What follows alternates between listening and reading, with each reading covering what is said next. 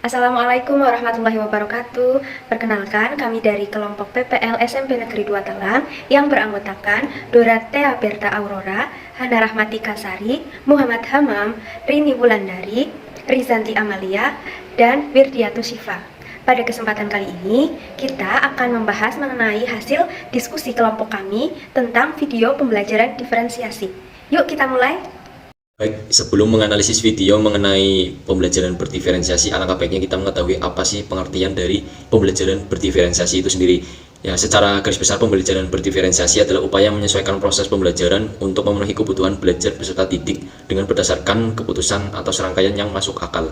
Nah, ciri-ciri dari pembelajaran berdiferensiasi itu sendiri yang pertama ada berorientasi pada kebutuhan belajar peserta didik. Seperti kita ketahui, peserta didik itu memiliki gaya belajar yang berbeda-beda, kebutuhannya juga berbeda-beda. Ada peserta didik yang menerima materi lebih nyaman dengan auditori, visual maupun kinestetik. Jadi kita harus mengetahui kebutuhan belajar siswa yang berbeda-beda ini. Kita harus berfokus pada perbedaan itu tersebut. Kemudian yang kedua, pembelajaran berfokus pada konsep. Jadi diharapkan dengan kita mengetahui gaya belajar siswa yang berbeda-beda, kemudian setelah kita penuhi kebutuhannya, maka pemahaman konsep dari siswa itu akan lebih meningkat dan lebih tajam lagi. Terus ciri yang ketiga, berdasarkan kepada keputusan yang masuk akal. Jadi kita harus sebagai guru, ya, sebagai pendidik, kita harus merancang metode, baik metode pembelajaran, media pembelajaran, ataupun model pembelajaran yang sesuai dengan kebutuhan dan masuk akal.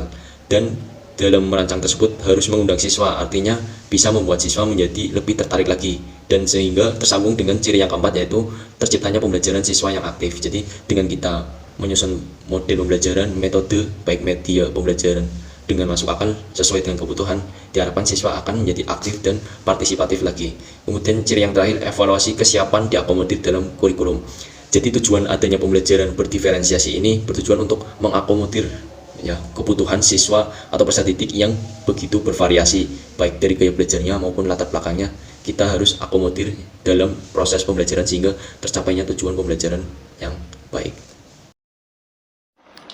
Baik, yang pertama, apakah dari video yang Anda lihat pengajaran guru tersebut sudah termasuk menerapkan pembelajaran berdiferensiasi? Jelaskan.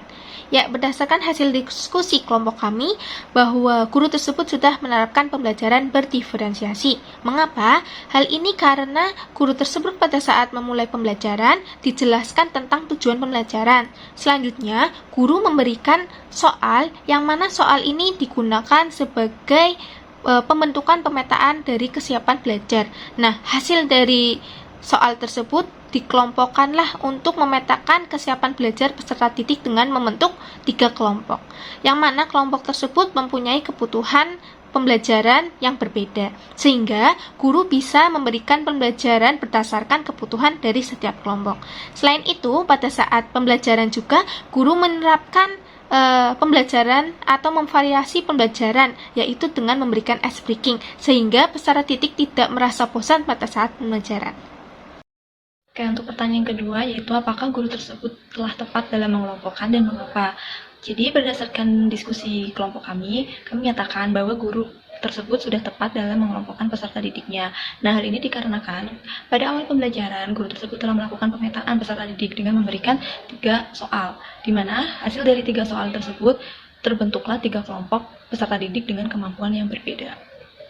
Pada video tersebut, guru mengelompokkan berdasarkan hasil kesiapan belajar, di mana peserta didik dikelompokkan menjadi 3 kelompok. Yang pertama, kelompok 1, yaitu pemahaman konsep baru mulai berkembang. Kemudian pada kelompok 2 sudah berkembang. Untuk kelompok yang terakhir yaitu kelompok 3, artinya kesiapan belajar tersebut sudah lahir. Pertanyaan selanjutnya yaitu bagaimana guru tersebut dapat memvariasikan materi berdasarkan kebutuhan siswa? Jelaskan. Nah, jawabannya yaitu setiap kelompok memperoleh materi yang berbeda-beda sesuai dengan tingkat kesiapan belajarnya. Guru memberikan bimbingan dengan cara yang berbeda-beda pula, seperti contohnya pada kelompok 1 nih, cara membimbingnya secara detail karena kelompok ini memerlukan perhatian yang lebih banyak dibandingkan dengan kelompok lainnya. Dan setiap peserta didik harus dipastikan bisa memahami materi. Dan untuk kelompok yang kedua juga difasilitasi, tapi tidak terlalu detail seperti pada kelompok 1 tadi. Dan untuk kelompok ketiga, guru hanya mengkonfirmasi dan memotivasi peserta didik.